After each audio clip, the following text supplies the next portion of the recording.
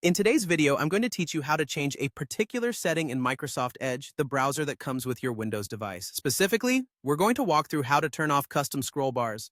Let's get started. First things first, you need to have Microsoft Edge open and ready to go. You can do this by simply clicking on the Edge icon, which you should be able to find on your desktop, or located in the taskbar at the bottom of your screen. Once you're in Microsoft Edge, let's move towards the top right corner of the screen where you'll see three small dots arranged vertically. This is the menu button, and it gives you access to various options and settings. Go ahead and click on these three dots. When you do this, a drop-down menu appears, showing you a plethora of choices. You're going to want to click on the option that says Settings.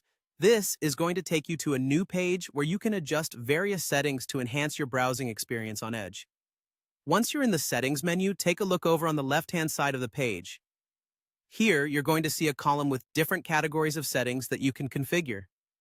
What you're going to want to click on next is Accessibility. This is the section where you can adjust features to make your browsing experience a lot more comfortable and tailored to your personal needs. Now that you're in the Accessibility section, the next step is to look for the option that says Turn off custom scroll bars. This specific setting allows you to maintain the standard scroll bar appearance instead of adopting any custom or theme-based designs that might be working on your system.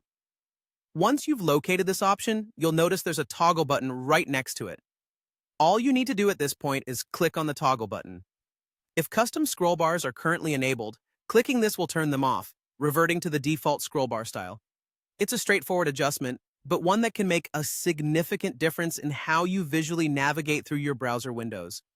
And there you have it. That's it. You've now successfully turned off the custom scroll bars in Microsoft Edge, making your browsing experience a bit less flashy and a whole lot simpler. It's always nice to have options tailored exactly the way you prefer, especially when small changes like these can lead to a big difference in comfort and ease of use.